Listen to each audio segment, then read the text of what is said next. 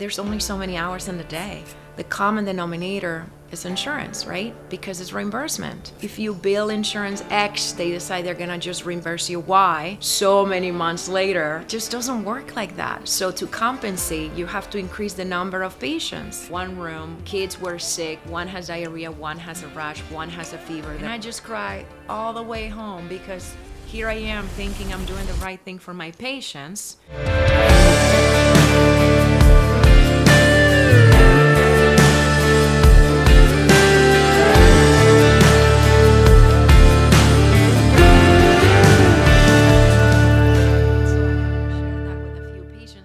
Giving them like mini tours, like, you want to see next door?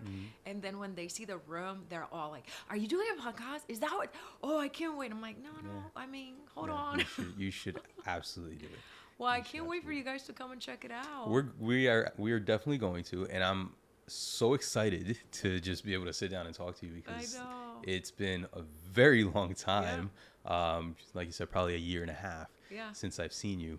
I did see Joe recently.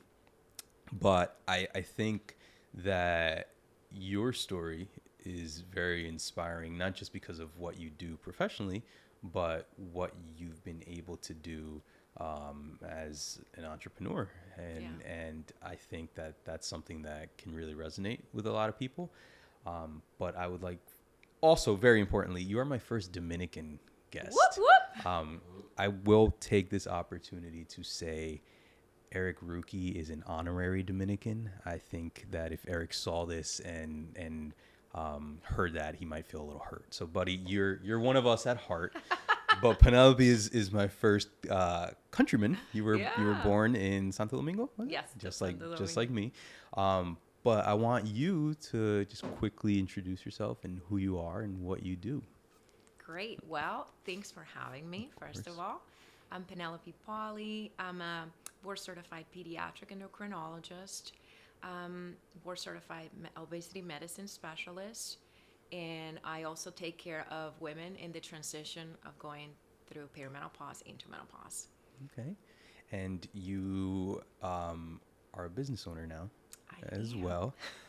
So a lot of what this has been, sitting down with different people, is just kind of sharing their stories and stories of courage and growth and pursuit of a better life and juggling a bunch of chaos as parents and careers and everything. When I met you, which will be about 5 years now, when I met you, you were working basically in corporate medicine. Yep.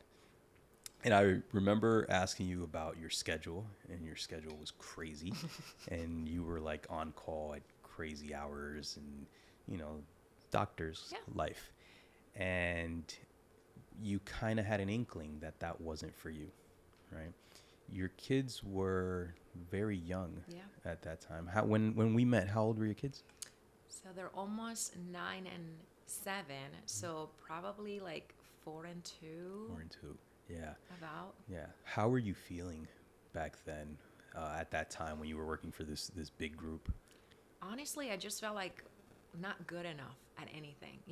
You want to be, you have so many hats, right? So many roles. You want to be a good wife. You want to be a good doctor. You want to be a good mom. You want to be a good friend, right? And there's only so many hours in the day. Mm-hmm. So you just have to like pick and choose. Who's getting my attention? Who's getting more attention today, And it's like I felt like I was always putting fires out. I was doing my best. Don't get me wrong. I was absolutely doing my best. And probably, probably my patients didn't feel like I wasn't a good doctor, but I knew deep down that I could do better and that I wanted it to be different. So something had to give. So I was not going to stop being a mom. I'm not going to stop being a wife, right? I'm not going to stop being a friend. And I didn't want to stop being a doctor. So which one of those things could be modifiable?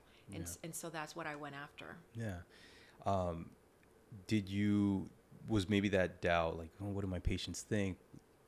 I remember you told me you were just in and out of a room, maybe not spending the amount of time that you wanted to spend with your patients. Is that kind of what you were feeling? Yeah, I mean, honestly, as a patient, because I have also being in the other side, you go to your typical appointments of 10, 15 minutes, and you have your, you got to be like shooting questions out if you want them to be answered. Patients get frustrated from that. They have been waiting for an hour in the waiting room. They have been waiting months for their appointment, and then they see you for 10 minutes, and then it's like, okay, bye, see you in, whatever, 3 months or whatnot. As a physician, we get frustrated too, because we know we can do a better job. We just don't have enough time, because you have X amount of patients to see. So I will go literally from one room to another, just praying before I walk in the door, praying that this family is not having a crisis and that they don't really need a lot from me, because I just don't have the time. Yeah. And I very vividly remember a patient that, I did my 15-minute appointment, and as I'm walking out, hand in the knob, I'm like, no more questions? And the mom said, actually, doc, my daughter has been cutting, and I do have more questions about that. And I just have to, sit down and spend an hour with that family, because that is what that patient needed at that moment, and everything else had to wait. So I was a whole extra hour behind on my schedule, and because of HIPAA, you can tell the next patient, like, hey, that other kid was, So it was just like, I'm sorry I'm late. The patient before you was really, really needing me, and so, but that was just like any given day, and I just felt like we have to break that cycle. So I was frustrated too as a doctor. Patients are frustrated, but doctors are too. And at the end of the day, and I think you can relate to this, the common denominator is insurance, right? Because it's reimbursement. Yeah. If you bill insurance X, they decide they're gonna just reimburse you Y. So many months later, it just doesn't work like that. So to compensate, you have to increase the number of patients. And so that has been the norm for so long, that we just think that that's okay, and it's really not acceptable. No. So that really was a big push for me. And it's not why either of us got into healthcare. Exactly. It's not why I became a dentist to see, 100 patients a day and not give them my time. It's not why you became a physician, I'm sure. So going back a little bit to your origin story, you went to medical school initially in Santo Domingo. Like, I went to medical school I went to dental school in Santo Domingo. When you were over there, at Intec, right? Yeah. Did you know that you wanted to leave the Dominican Republic? Not really. So how did that happen? How'd you get here? I don't know at what point I decided that I wanted to leave exactly. I can't remember that moment, but I just wanted better. I felt like our doctors in DR are really, really overworked. But they're also underpaid and undervalued. Extremely underpaid. So at least here, we are also overworked. We're paid a little better. Yeah, but at least you're you're better paid. Yeah. So you can have a better lifestyle, if that makes sense. You can provide better for your family, and so I didn't want to have. It's common. It's a common thing that in Dominican Republic, a doctor has to have 2 and 3 jobs. Yep. They have to serve in a hospital, in a teaching hospital, in a private setting, and sometimes university faculty. Yeah, exactly. So sometimes 2 or 3 different sources of income, and it's normal that they will be seeing patients until the wee hours at night. So I didn't want that. I knew early on that I wanted to have a family, and I wanted to be there to put my kids down to bed. You know what I mean? Yeah. And so that was also important when I chose a specialty. Yeah. I didn't want to be a surgeon, because I know that their schedules are a lot different. And again, I wanted to always sleep at home. So that was, I don't know, that was always important for me. Yeah. So when you graduated medical school, did you immediately say, okay, time to get fly. out of here, time to go? Okay. And so did you move to Florida initially? Because there's a process. You can't just land and be like, hey, I'm a doctor. Exactly. I'm going to start working at this hospital. You've got to take the USMLEs. Correct. You got to take the board exams. Where did you land? So initially I landed in Miami, because I have family here. And so I was studying for the boards, as you know, for the USMLEs. And that was about like a year and a half to 2 years process, because you have to take 4 exams. And then in the interim, I'm like applying for residencies and so forth. And I needed to make my resume more appealing, Right. set me apart. And so I worked as a medical assistant. I did rotations. I did a rotation at hospital in Fort Lauderdale. I did a rotation in a hospital in Western Florida. And then I work as a medical assistant, you know, because all of these things are expensive, right? Extremely. I did all kinds of stuff to raise money. My parents helped me, of course, but I even got in a contest, like in a pageant contest. Yeah? Those pictures are somewhere. You had never told me that part. No, I don't really share this a lot. But yeah, so in DR, there was this like company that had like these jeans companies. So Okay. I got into these jeans contest to make money again, and so I won, and so Wow. that money was straight to so I was Miss Jeans 2000 or something like that. I can't remember, it was a while ago, but Yeah, that's gotta be somewhere. Everything's Googleable now. oh my gosh. So- Oh my gosh. That's So I funny. don't even know, it was a really small company, you know, they were trying to make their name, so they were trying to create awareness, but the company was OPAL, OPAL. Okay. Yeah. I'm gonna find that. Oh, I'm gonna gosh. find that. I'm gonna find Oh. that. So you won. Basically, you were one level below Miss Universe, Oh, right. and then you got into the medical program. Yes. Where did you meet your husband? Okay, so then I went to New York City at the Bronx Okay. to do my pediatrics residency. Okay. And I was there for 3 years. And then in training, I mean, I really loved endocrinology while I was in medical school, but being in practice, it really kind of like, you know, like really strengthened that love for endo. So then I went to a fellowship. So that's like further training. So 3 more years to do pediatric endocrinology. So I moved to University of Connecticut in Hartford, Connecticut. And so that's where I met my husband, because he was also just had moved there for his job at the time. Okay. And so we met there. He was in medical sales. Yeah. So interestingly, my husband is a type 1. And and so he wasn't my rep, but he was a rep for insulin pumps. Okay. And so he had just got a promotion and relocated to Hartford. And my rep constantly was asking me about my dating life, you know. And so I'm like, at this point, I don't know if it's that, you know, this girl likes me, or she's trying to connect me with somebody. So initially, I was like, yeah, no, I'm seeing somebody, because I wasn't sure if she liked me. Which way we were you going. know? Yeah. Okay.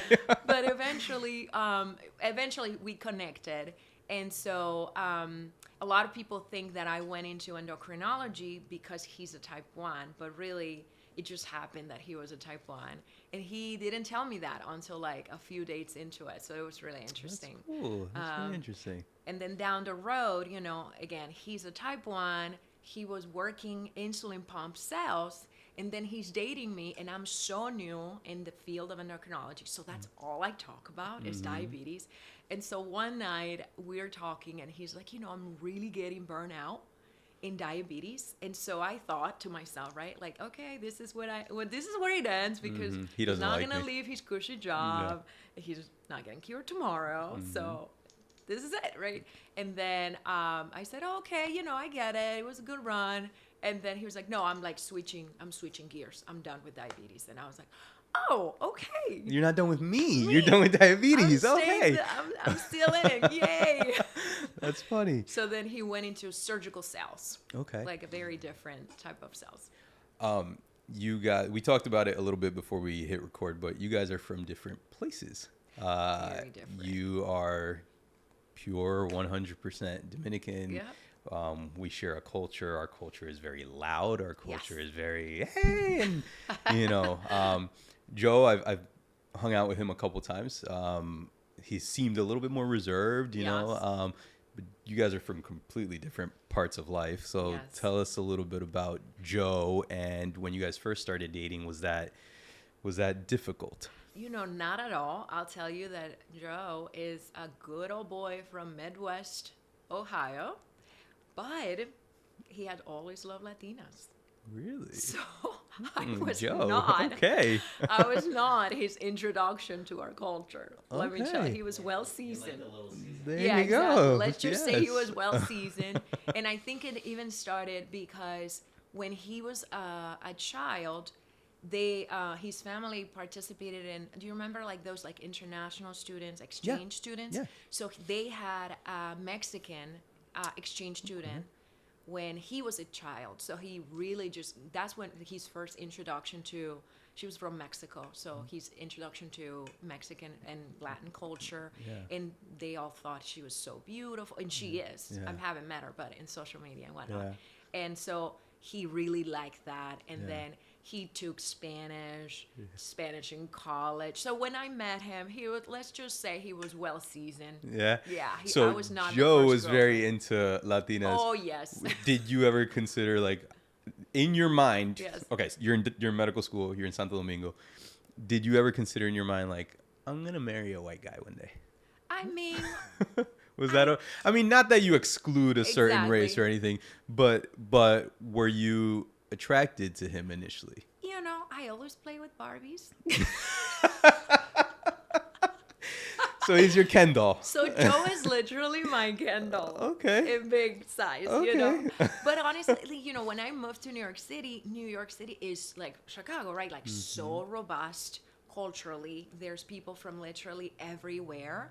So I was very open. I was open-minded. I didn't know what was going to be coming my way. Yeah. So That's good.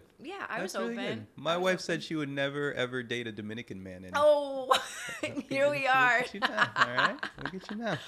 Oh, that's funny. So when did you guys move down here to Florida?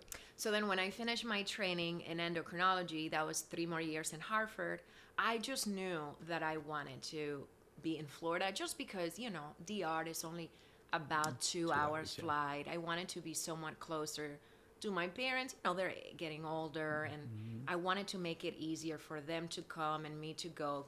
When we were in Connecticut, there was like no direct flights. And we had a little bit of a health scare with my dad one time, and it took me 12 hours to get home because, you can't just on a spur of a moment pick up a flight and go. So it took me 12 hours. I have to go to Boston to get a flight, and it was just like really scary. And, all I knew was like they're getting him in ICU. And your mind goes to places, and they're not good places. And so when I got there, everything was okay. But just like those 12 hours, it was just mentally not good. Yeah. And so that day I decided I have to be close. Yeah. And so that was really early in my training, probably like a year-ish into it. I actually had a position offer in my fellowship. They really wanted me to stay. I found Connecticut a little less welcoming. Not that it's not diverse. There's a lot of Hispanics there, so I had a lot of friends that it was great. There's a big Puerto Rican community actually in Hartford. But I don't know, I feel like at least where we were, everybody just like knows everybody since they're kids. So like you marry your neighbor marry your cousin. It's like almost like a small town. yeah, kind of almost feel. like we have our circle. It's And you're cliquey, excluded. You're and not you're getting excluded. in. Yeah, so it was really hard to meet friends if you weren't from there. So being a what do you call that? You being a transplant in Hartford, it wasn't like being a transplant in New York or being a transplant here in Orlando. Because Like here, everyone's a transplant. Exactly. So it's just like that's the norm, and over there, that is just not the norm. So Joe being a transplant made it easy because we were kind of in our own little silos, Yeah. So it was easier also to just pick up and go. Yeah, exactly. I didn't really have any roots there. It was a lot more cold than I would like it to be. Yes. I can empathize. Yes. As you know, I did my residency in Chicago, and beautiful city. Mercedes and I love Chicago. It really is a beautiful city. But one day I was driving to work and my car's thermostat said -29. Oh my goodness. And that was the day I said, forget this, we're out of here. And when I told Mercedes, like, I want to move to Florida, I think she cried for about 2 weeks straight and didn't talk to me. Because in her mind, Florida is like, right before you die, you go to Florida. And, you know, luckily we found this area because this is not what she had in mind when she thought of Florida.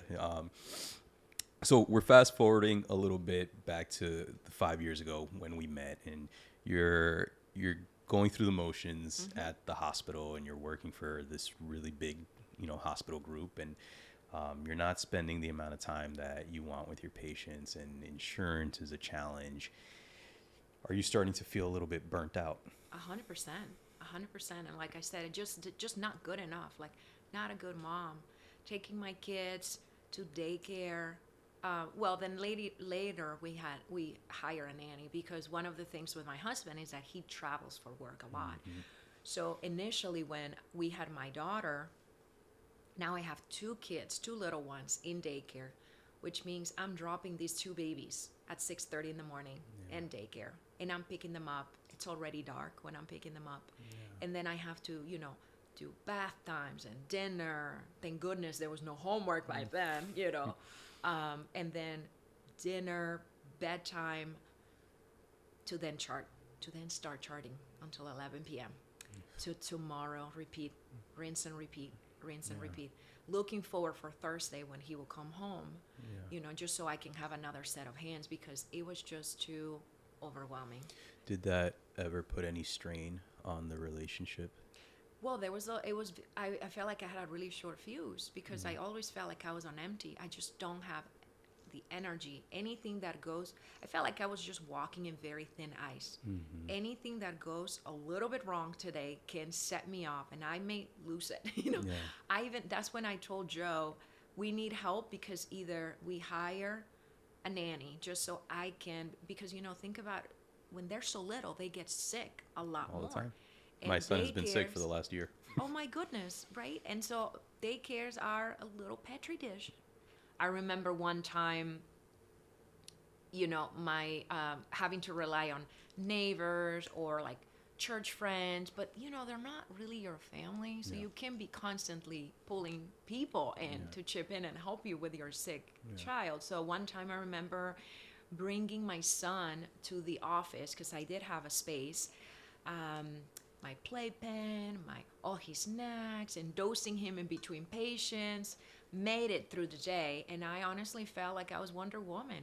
I saw all these patients, took care of my sick child, and just, it was like so deflating, because I came back to my desk just to see a little sticky note saying, next time your child gets sick, you need to bring them to, they have like a sick day daycare situation at the hospital, and you know, like, you can bring your child to the office, you have to bring them there. And so I went to see the place just because I wanted to see what are we talking about. And I would never. It was like a one room.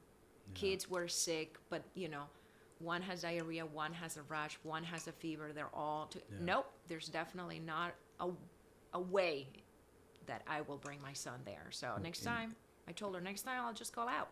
Instead of getting a pat on the back, you got a reprimand for that. And I just cry all the way home, because here I am thinking I'm doing the right thing for my patients to not cancel them, because as you know, patients have to wait months, literally. I have patients walking in telling them, you know, hi, I'm Dr. Pauley.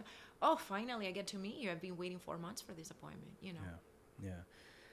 One of the first conversations that I remember having with you was at my previous practice, and it was a corporate group and the biggest in the country, and you know, we talked briefly about what it's like to practice in that kind of setting. And you know, I remember telling you, like, I think one day I'm going to want to do my own thing. And I remember the look on your face was like, yeah, because I think by then you already kind of had the thought that you would want to do your own thing as well.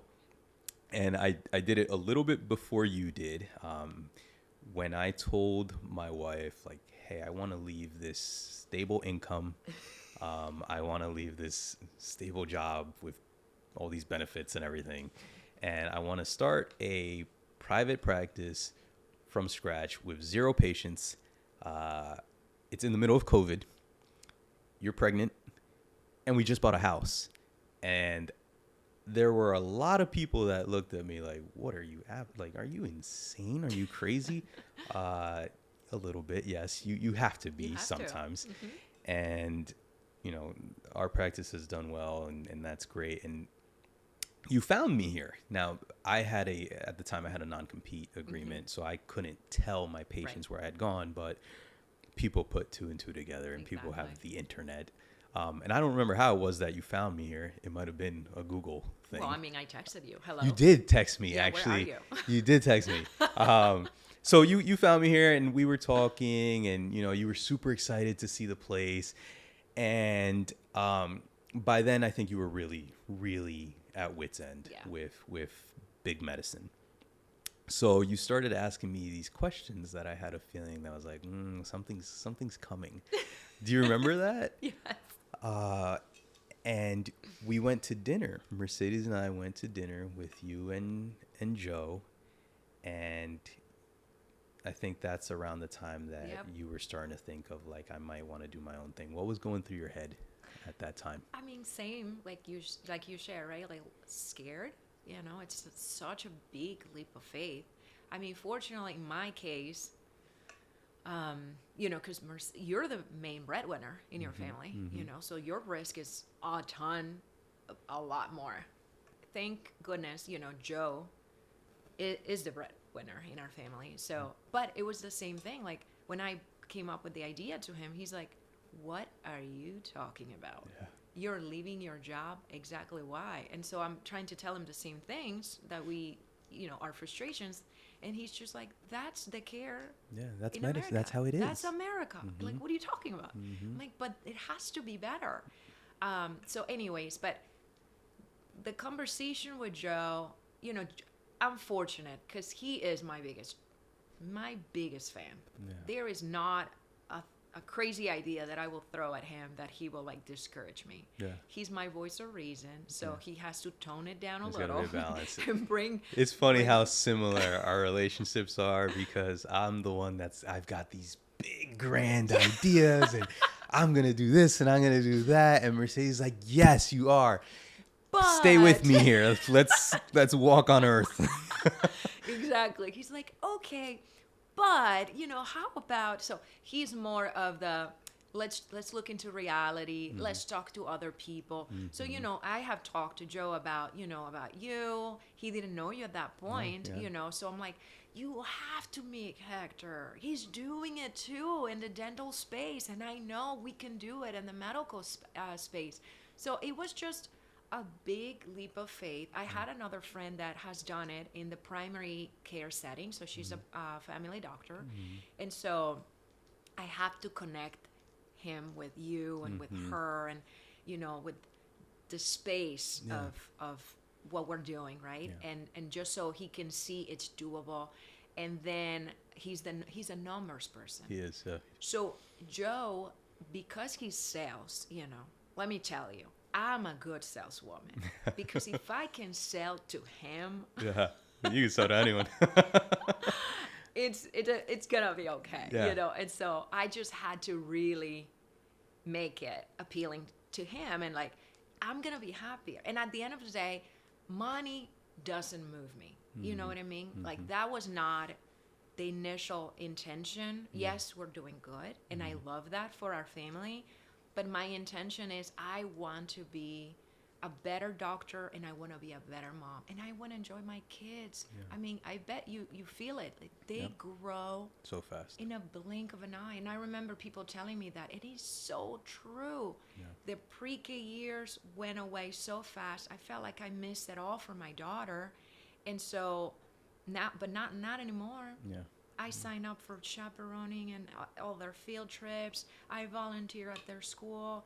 I am present. On my first week of opening the practice, I was home around 4:30, you know, because I wasn't that busy anyways. But even now that I'm busy, I am home early every day. Yeah. And my daughter, at the time 4, told me, wow, Mom, you're 2 times this week, it's daytime and you're home. And Yeah. I was like, wow, I didn't think that they notice. Yeah. They notice everything. And so I just thought, I'm gonna hustle hard at the first, half of, their early years, and then I'm gonna slow down. That was in my mind. Mm-hmm. Then when they're older and they need me, I want to like work part-time and whatnot. But they know, and these years are so foundational. Yeah. I am so happy that I'm able to do what I want to do. You're in control. 100%. Fear is something that can really hold us back.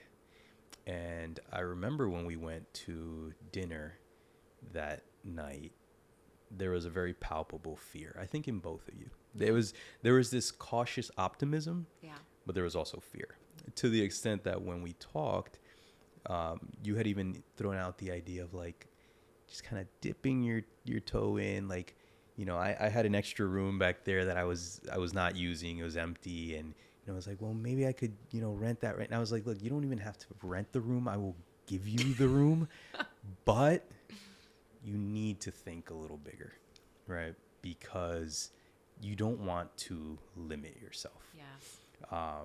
And I'm so glad that you listened to that advice, because if you hold yourself back, you're really putting constraints on yourself. And that's one of the things that I did actually when I opened this practice. One of my big regrets is I made it very small. Yeah. Because I thought like, I won't have that many patients.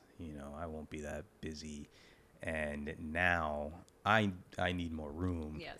There is no more room available, So after dinner that night, when Mercedes and I were really telling you guys like, no, you have to do this. You can do it. You have to think a little bit bigger. Car ride home with you and Joe. What was that conversation like? We gotta do it.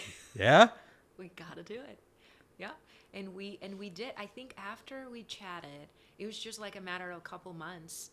And so we still wanted to start small, but without being bound to that. Mm-hmm. So what I end up doing is, because I knew I wanted to stay around here, because we live around here. So I wanted to stay physically close by the house, being close to the kids' school, just being accessible. And I found this brand new office. It was just built, this OB/GYN doc. And I literally went cold calling. I showed up. I'm like, can I talk to the doctor here? They're like, who are you? I'm like, another doctor. It's good you said that, because that's the quickest way to get to see the other doctor. And he just came in, and he was the nicest guy. He wasn't really busy because the practice was, new. Mm-hmm. And I told him what I wanted to do, what I wanted to accomplish. I said, I'm doing this. I don't really know if it's gonna work or not, but I have to give it my 100%. And I didn't want to commit to a lease until I felt a little more safe, So I rented a room from him for 2 months. Actually, on month 1, we were already ready for a bigger room, space. for a space, really. Yeah. And so I stayed there for 2 months while I had my office situated. It was crazy. And so we were looking for a while. And then that space where we are, another friend that is a realtor, she's like, oh my gosh, I found your place. And we wanted it to be, a lease to start, not too big, but not too small, allow us to grow, close by. I didn't want to do a reno. I had so many specifics. Yeah. And if you're faithful, God will provide. Sure. And like, he just gave it to me. He's like, okay, this is what you want, my child. Here you go. Yeah. And I was like, but I had to give this doctor an extra month of notice. So I said, you have to wait for me for another month. So, and they were like, okay.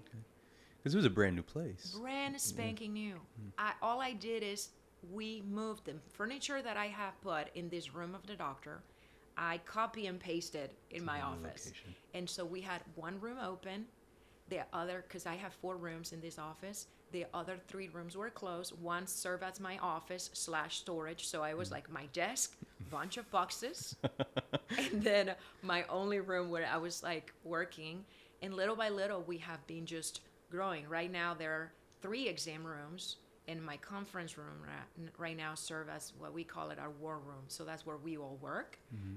So I have a right-hand assistant, director of operations, and Joe, he comes in and out because he's our financial person, and then me. So and now we're expanding. That's so awesome. Tell me about your vision for this practice. The Endocrine Company is the name. So you knew exactly what you didn't want because you had been in that environment. It's easy to know what we don't want. Yes. It's a little bit harder sometimes to sit down, put pen to paper, and streamline all of our ideas, because I think you and I have similar minds in terms of like, so it's more challenging to streamline those ideas, put them down on paper, and make them a reality. Exactly. So I knew I wanted a safe space. I wanted patients to come in and be comfortable. I didn't want it to feel sterile. I didn't want it to, you walk in and it smells just like Purell. Yes. So I am so intentional about my space, and I hope that my patients see what I wanted. But I wanted to touch all 5 senses. So I wanted it to be visually appealing. I wanted to feel stressless. I wanted to smell in a particular way. I wanted to texture to be. So I don't know. So every piece has been handpicked by me in the whole space.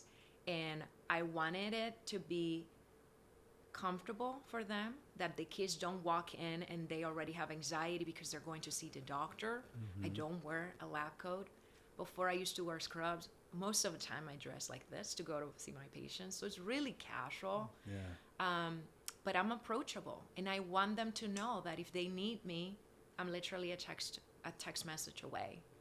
And they do. Most of my teens have my number, and they text me. They're not randomly texting me. They text me when they need me, but they know that I'm going to get back to them. It's not like they're calling and leaving a message to somebody, and that message may or may not be relayed to the dog. It's like they know. And and I wanted it to be not that they didn't even sit in the waiting room. So of course we have a waiting room, but rarely people sit there, because if your appointment's at 9 o'clock, I'm going to see you at 9 o'clock. I'm waiting for you. At 9 o'clock, I'm there. Usually I'm at the waiting room like, hey, I welcome them in. And that was so shocking. Oh my gosh, that was so shocking. They will call, for instance, and I will answer the phone. Hey, this is Dr. Pauley. And they're like, wait, what? Like, actual doctor? Like, what are you doing? The person that is gonna see me? I'm like, yeah. Are you coming in? So it was like so shocking. Now I still do it, but not as much, just because the volume is a lot more, and seeing more patients now. But it's so cool. They come in and they know I'm waiting for them in the waiting room, and it's really nice. There's no anxiety. There's no, white coat anxiety. They come in. It's a very non-sterile environment. So we have it set up more like this, like a living room. My rooms are like a living room. I was going to say that vision that you had is exactly the same kind of thing I wanted. I did not handpick anything because I don't have that talent. The extent of my involvement here was I picked out the TVs. Everything else design-wise was Mercedes, but I basically told her that. Yes. So I don't want it to feel like a dental office. I don't want to wear a white coat. Yes. I don't want it to smell like a dental office. Yes. That dental office smell. I don't want that. Yeah. There's a machine right over there that is blowing Same. out scent. And she made it happen, right? She made it come to life. I told her I want people to feel like they're coming to just hang out, like almost like a coffee shop. Yes. By the way, I'll fix your teeth, but you're coming to hang out. And when you walk in, no one's gonna say like, and what's your name? We know who you are. Even if you've never been here before, you look at the schedule, right? Because we're not slamming the schedule with patients, but you look at the schedule. If it's 9 o'clock and there's a 9 o'clock new patient on the schedule, you look at it and you're going to assume that, oh, are you Mrs. Jones? Yes. Welcome in. And so that is so cool to see that translate so well, not just into the dental space, but also the medical space, because patients aren't used to that. You know, it's like you said earlier, they are accustomed to this insurance driven model where it's, you know, you're going to wait in a lobby for an hour, maybe more. The doctor's going to stumble in with a laptop or an iPad. They're not going to look at you while they're talking to you. They're going to make notes, and then they're going to, you know, give you maybe 5 minutes of advice or send you for blood work somewhere, and then they're on their way. So it's nice to see that it doesn't have to be that way. With respect to building the practice, what was the biggest challenge in starting that practice? I think educating the patients about our model, right? So I practice direct care model, which is essentially a membership-based model. So you pay a nominal fee every month to have access to me. We do, we tell them if you have insurance. Most of my patients have insurance, actually. You can use your insurance for the expensive stuff, for the blood work, for x-rays, or, on MRIs, whatever things they need, medication, prescriptions, because I take care of, for instance, type 1 patients, and their supplies, insulin, technology is expensive. So it's awful to not have insurance and have a child or being someone living with type 1. But just telling the family. So you call, what's usually the first question? Do you take Aetna? Do you take United? Do you take my insurance? And so just that talk track, educating the family, saying like, actually, Dr. Pauley doesn't bill your insurance for her services, but you can still use insurance for, A, B, and C. Why would I pay if I have my insurance, And so it's just educating them, like, well, it's not going to be your traditional visit. She has 60 minutes dedicated to you. It's going to be face-to-face. It's not going to be like you see an MA 10, 20 minutes after waiting 45 minutes, an hour in the waiting room, and then waiting again 30 more minutes in the room by yourself on your phone, scrolling social media while the doctor comes in. No. Your appointment's at 9. You are in the room at 9 with the doctor until 10 or less. If you don't want to be with me for the whole hour, that's fine. But you have that time. And honestly, many times I book extra time because you get to know them and you know who needs what. Yeah. So it's a more personal approach, but it takes time to educate the population just because it's so new. Yeah. So direct care has been around for about 10 years in the primary care setting. But I'm the first in Florida doing what I'm doing. Wow. So anybody that calls to ask, usually, shouldn't say anybody, but usually they're not aware of what it is. So it takes a little bit of time, kind of like repetition, just saying the same things. And then you get the classic, I'm going to talk to my husband and call back. And you're like, okay, you're not. Yeah, exactly. It's okay. Yeah. But then, and it was so hard because, as being medical professionals, you're not used to deal with the finance aspect of this. So I will have a knot on my stomach when I have to go over pricing with families, like it costs this much. Yeah. And, because I never had to do checkout, and now I do everything. I understand that. I still don't do that. Yeah. I refuse. And in my practice, I do accept insurance. We're not a heavy volume practice, but I do accept insurance. And, sometimes patients will call, like a new patient will call, and they'll say something like, how much is a crown?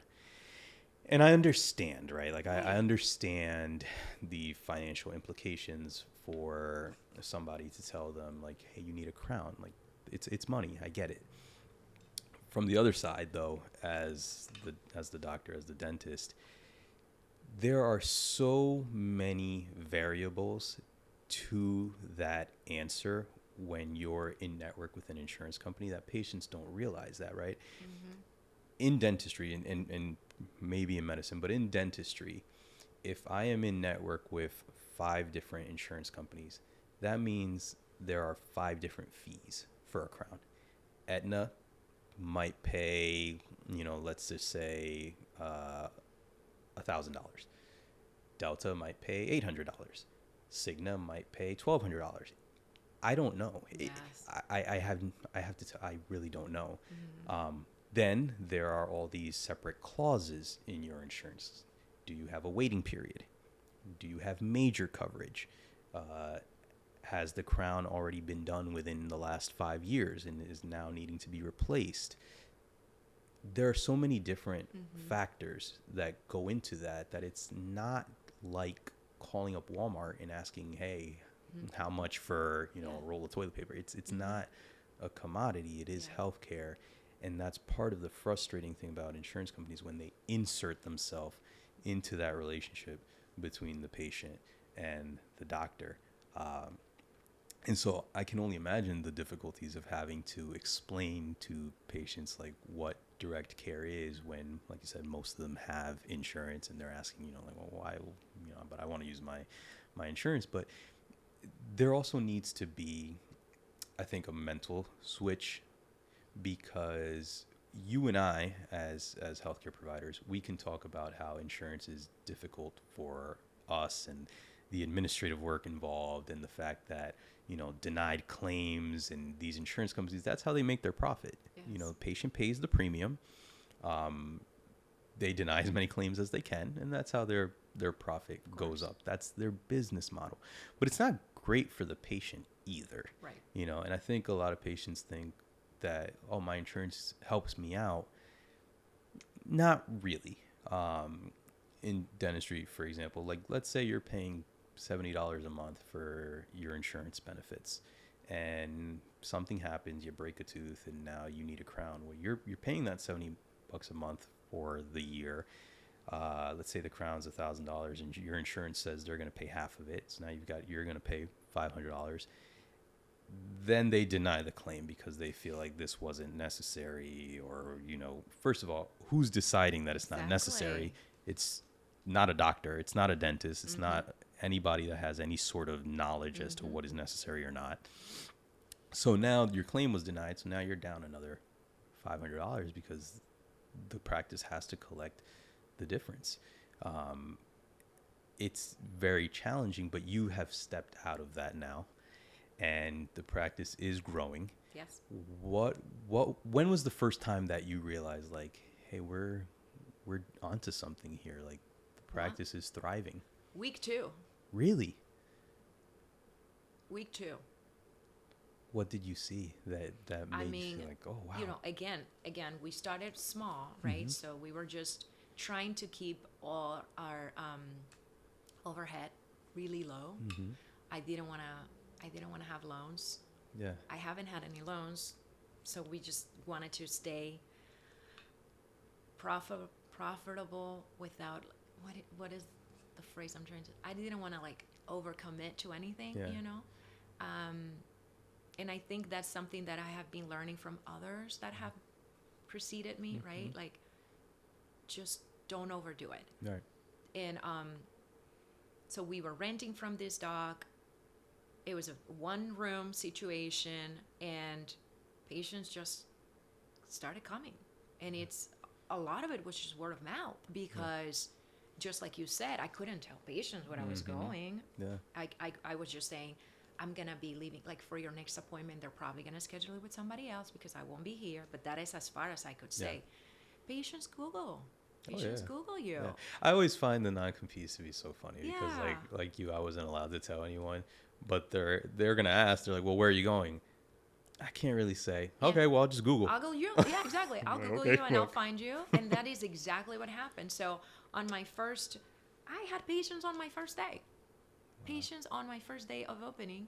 And I didn't have any marketing in place. It was all like word of mouth. Some of them are my neighbors, so it was like easy, like, fine, I'll ask you when I see you walking the dog or whatever, and then this person tells the next person, and then I posted on my social media, thank you so and so for so many years, and now I'm on to the next chapter, and then like, what, where are you going, and so on week 2 we were doing pretty good. And so my husband, who's the numbers person, told me, okay, we got something. We're good. I think this is gonna take off, and by our first month, My friend, real estate friend, called me, told me, we have the place, that I have your place. And then I go, Joe, I think we have our place. And he's like, and he's the cautious one, right? So he was like, yeah, I think we should look at it. And then I thought, oh snap. Let's go. We're off to the races here. This is really here. real now, And then after that, it has been just like a cascade, So a lot of it is just it's not that I wasn't a good doctor. I just want to have that very clear. Mm-hmm. I don't think that any of our colleagues that are in big corporation are bad doctors, right? Yeah. It's just that is not what we wanted to do. Yeah. And when patients see me, even my patients that were my patients before and they have transitioned with me, they tell me like, you were great. This is amazing. Mm-hmm. Like, what? I get to chat with you. I have a quick question and I can just text you. You spend an hour with me. We talk about all the things. Yeah. Oh my goodness, this is great. And back to insurance, I don't bill insurance for my practice, for my services, but I still deal with a lot of prior authorizations because medications can get denied, or tests can get denied. So I still have to do a lot of that. Well, before, it will go and sit on a desk for a little while. Mm-hmm. Like, for instance, I thought that when we start a patient on growth hormone, for example, the insurance takes 30 days to respond. That's what I was told. So I'm just telling that to patients. Now I do them. And I know that you can do it a lot faster, but my volume is a lot smaller. So I can get to it same day, the next day. Yeah. And typically you will have an answer within 72 hours. Wow. So my efficiency has gone up. It's a lot better because I'm doing everything. I know where every case is, and I'm a lot quicker to follow up on things because my volume, it's a lot smaller. We're not talking about patients in the thousands. We're talking about patients in the hundreds, you know. Yeah. And I have more time because I don't have 20 plus patients on my schedule. Yeah. So I block admin time just to dedicate it to just work on my pending things, and I keep the patients up to date because I can just text them like, hey, this and this is happening, just so you know, this is where you are. Next step is this and that. So it's just they feel a lot more in tune on what's happening, which takes care of a lot of the anxiety of the not known. And I prep them for the next, when they deny us for this, I'm going to do that and so forth. So it's just, I'm serving them better. Yeah. There's a personal connection there because I agree. I don't think, that doctors that work in that model, dentists that work in that model, I don't think that they're bad providers. Right. It's the structure. Yes. That's the problem.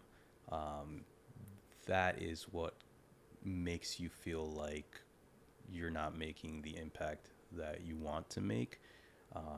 Because if you're trying to balance 3 columns of patients, you just can't. You can't dedicate the amount of time that each patient needs, while, by the way, there's an administrator looking over your shoulder saying, hey, you got to see more patients. We got to do this. We got to make more money. But now that you are a business owner, there's more control. Do you feel like there's also more anxiety or stress not as it relates to practicing medicine, but as it relates to it starts and ends with you? Yes. And honestly, I was worried about getting burnout just because, initially our staff, it was me, literally. I will do the picking up the phone, the vitals. I was doing it beginning to end visit, right? And then sending you a text, can you review me? It was all me. And so, so I felt like it has to be really perfect, the whole process. And I was really worried about getting burnout because there was not going to be a break. And I quickly learned that the patients that seek this model, because there is a population actively seeking for this model, it's a different population. And these patients are a lot more proactive about their care. I don't have to convince them that this is what is best for them. Mm-hmm. Like they already, a They're lot on of them board. are very educated. They come in and they, they're just feeling validated by our conversations and whatnot. And they also understand that I'm a human being. So rarely I'm getting phone calls late at night and whatnot to double check things, because we have discussed things at length. So there's really no questions. Yeah. And initially, yes, I was feeling really stressed about being on call 24/7, for instance, because there's no backup. It's me or me. Mm-hmm. But when it hit me is my first Mother's Day when we opened.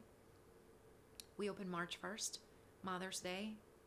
I get a ton of messages. And I was like, what in the world is happening today? There's a crisis.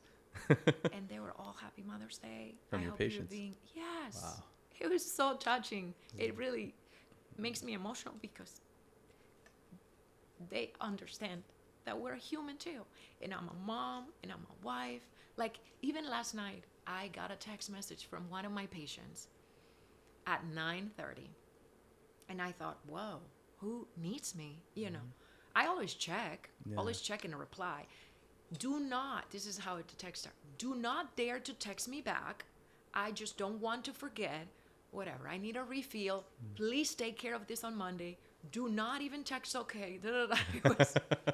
I don't want to forget to ask this, but you don't need to do anything. So it's like so sweet. They understand that you're a human and that you have so many other hats. So that fear and stress very quickly went away.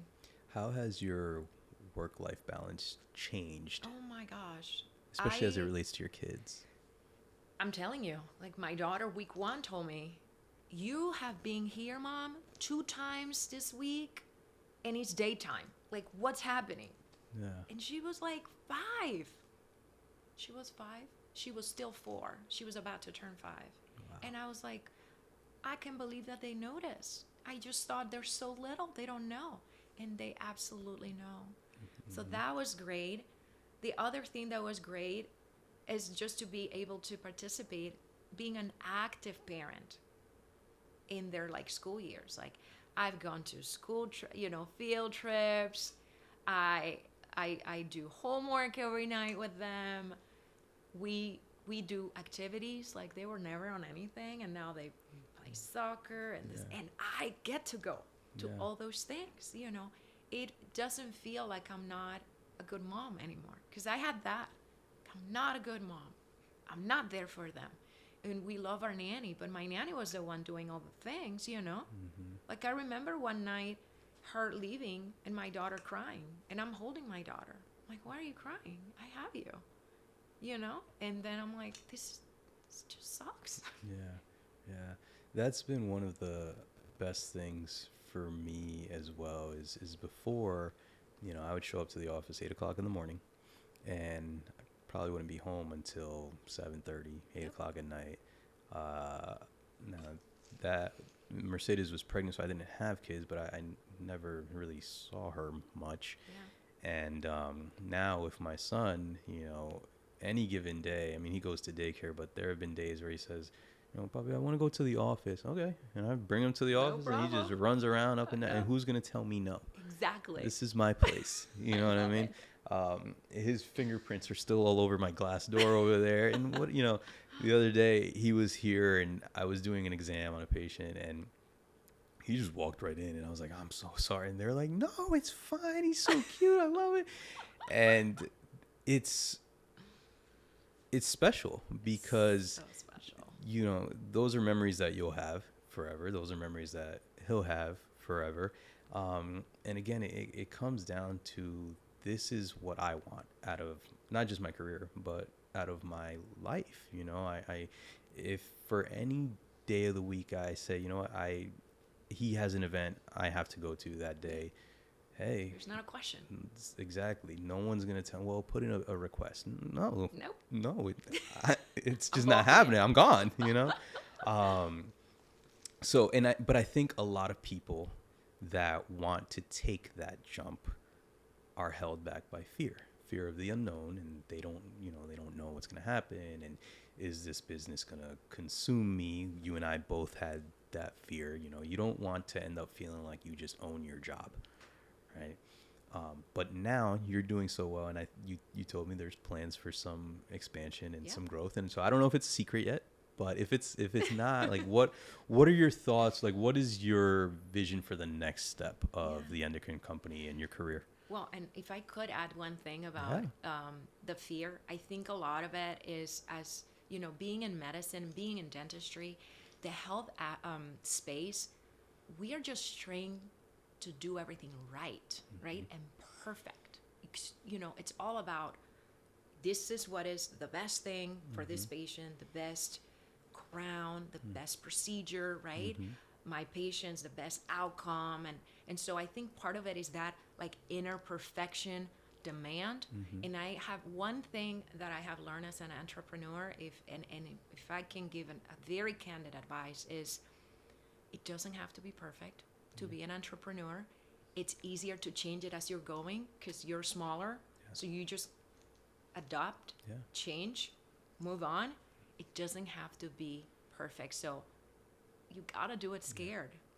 And that I love that. Do it, but even if you do it scared, just do it. You just jump and do it, because if it doesn't work out from the beginning, then you just, you know, edit and move in this other direction. It's just easier when it's smaller, when it's just you. And we have all done little modifications to things before it actually, like, jump start and go, right?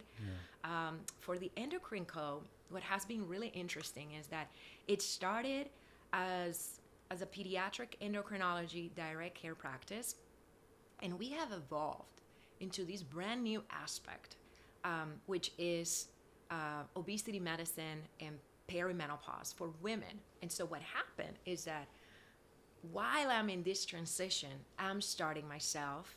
I'm in my early 40s, and I started having some symptoms that were, you know, it were kind of like all over the map. I was just very tired and very stressed and having anxiety type of symptoms, and I was not sleeping, and I'm having, like, all these symptoms, right? And I'm seeing my body changing, and I know you know this, but I'm very diligent about what I eat, and working out is very important for my mental health.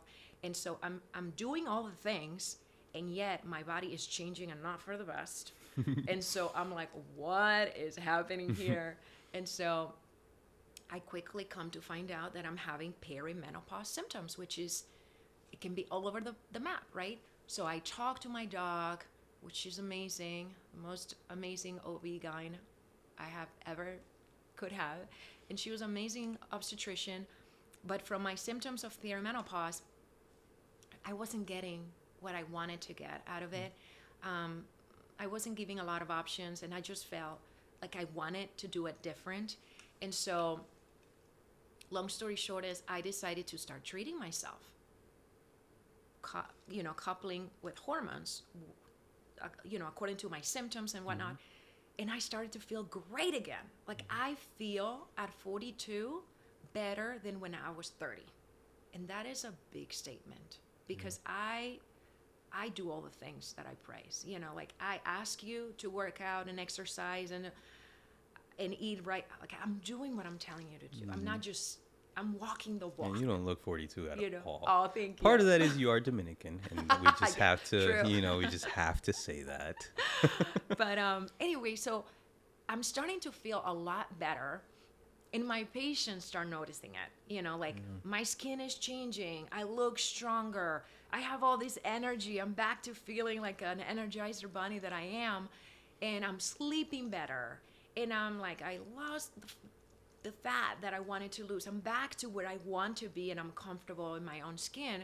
And my patients notice, and we start having the conversation. Because the parents of my patients, we're not friends, but we kind of, because we have these long conversations now. And so then the parents are like, well, the moms are like, well, can you help me? Because I'm like on the same boat, And I'm like, yeah. And so now I have this brand new aspect of the Endocrine Co. that we're calling the Endocrine Co. Wellness. So I have the Endocrine Co. Kids, and I have the Endocrine Co. Wellness, when I help women just to feel, like menopause, it's unavoidable. We're all gonna go through it, sadly. But while you're in that transition, you just don't have to suffer. I'm going to get there when I get there. But in the meantime, I'm enjoying the ride. I feel great. And I feel like I'm in the prime of my life, honestly, professionally, in my family life, in my faith, in, now in how I look, as vain as it is. That is so comforting to hear, because I have to tell you, I am not yet 40, but it is quickly coming. And the other day I was hanging out back there in my office, and I was talking to my assistant, and she was standing right over here, and I see her just staring like by my ears at the side of my head, and I look over, I'm like, what is your problem? And she goes, Doc, you're getting gray hair. And I was like, ay, Dios mío, no. And so this year in July I'll turn 36, which yes, from that perspective. But when I turned 30, I had like a little crisis, because like your 20s are gone, they're behind you. Oh, I know. 31, 32, 33, 34, it all feels the same. When I turn 35, now I can start saying like, oh, I'm in my mid 30s, and that's like, I don't like how that sounds anymore. And so now 36, it's like, ooh, 40 is coming. Yeah, you're closer to 40 now. And that's honestly, that's one of my fears, is aging, but not because of necessarily vanity, but more, I'm scared of not being able to do the things that I can do now. That terrifies me. Like the gray hair stuff, that's funny, but as long as it doesn't completely go away, I'm good. But like not being able to do what I can do now with my body, that does scare me, And so 40 to me it's kind of scary, and people say, oh, you're a baby when you're 40, but it scares me. So to hear still that like, no, you're good when you turn 40, and it's the prime of your life, really that is. Makes me feel so much 40's better. the new 20s. Yeah, I'm telling you. And it's really honestly all about longevity.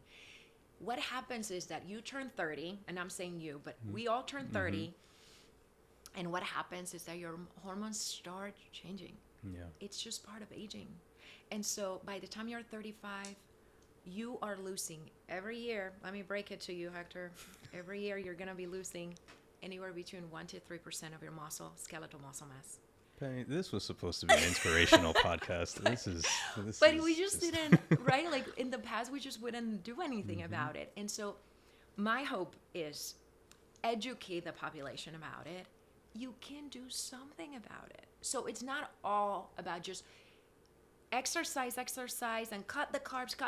I mean, it's not just all that. It's like, how can we reinforce your muscle mass? Because muscle mass equates longevity. Yeah. So as we age, if we can maintain that muscle mass, you're going to live a healthier, longer life. Okay?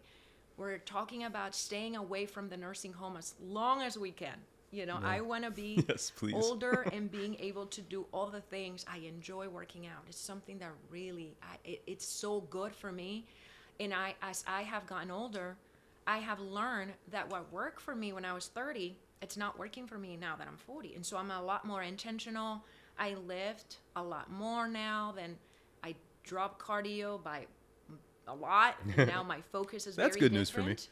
Because it's what your body needs. And so my goal is building muscle mass. How am I going to do it? It's going to be depending on what you're doing for workout. It's going to depend on your diet, right? But it's also going to depend on optimizing your hormones, because what happens is testosterone and estrogen are very involved in muscle mass. So as you're aging and you're making less of these hormones, it is a physiological sarcopenia. You're going to be losing more of that muscle mass, and the body works with energy, right? Yeah. So if you lose the energy from your muscle, it's a normal compensation.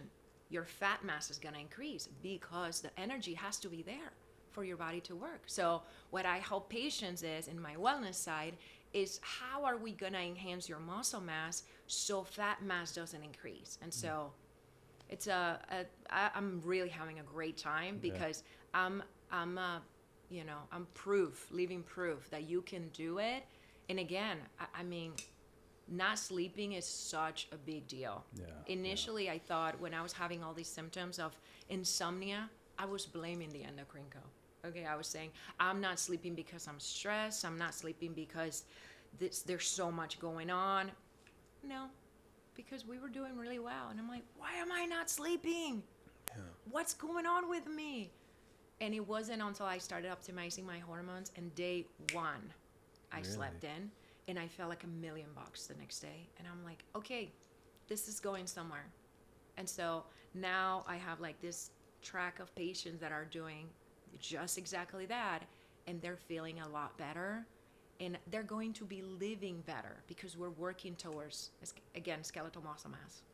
I might have to pay you a visit on the wellness side. I've got a few people in line for you actually, because I mean, for me, sleep is very, very important. I mean, I get up at 4 in the morning, because that's the only time that I have to do the things that I need to do.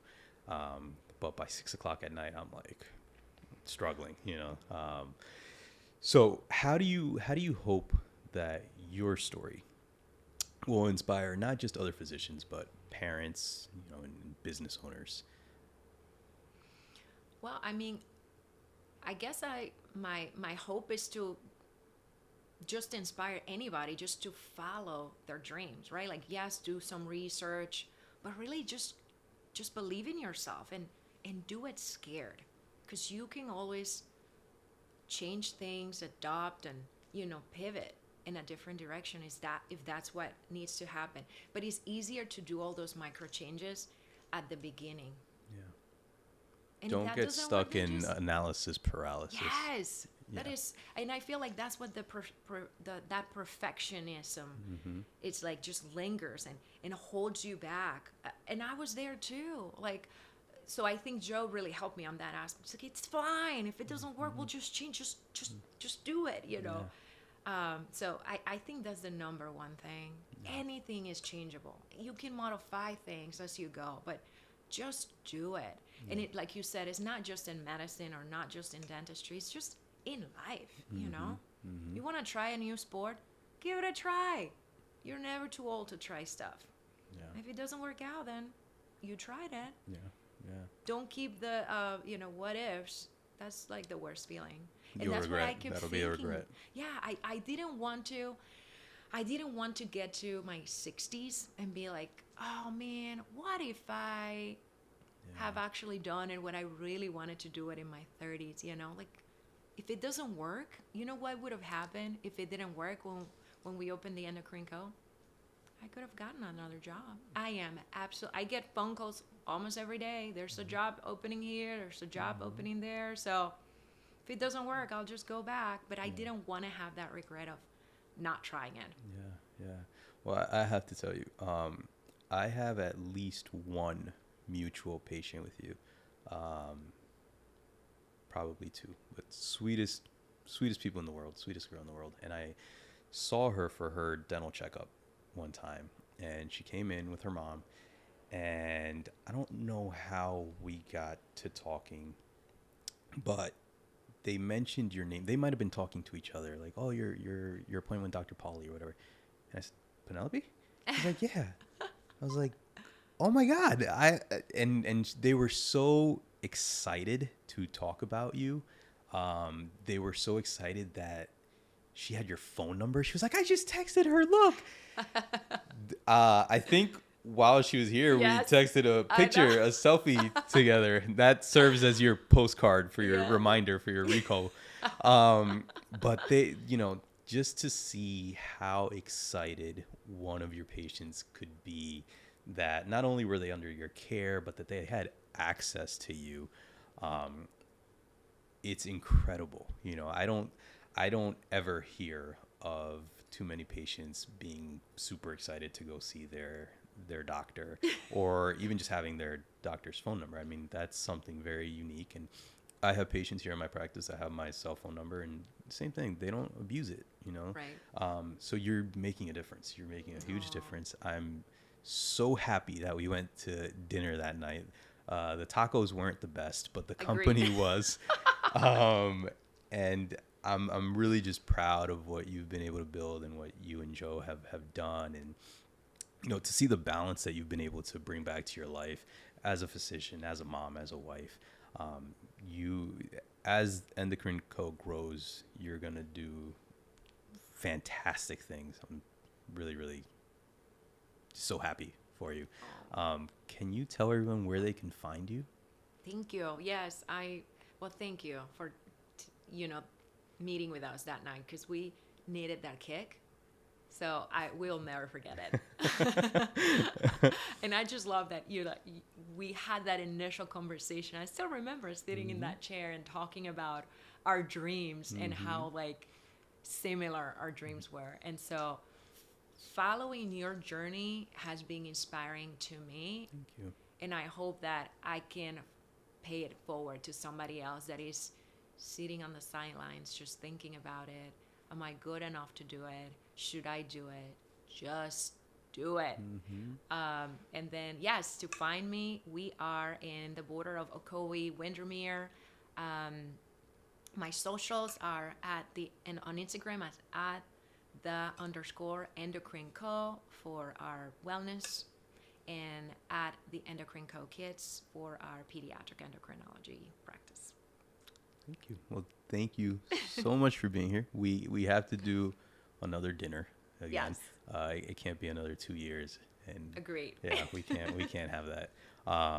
Thank you so much for coming. Tell Joe I said hi. I will. And hopefully I'll see him again really soon. Thank you.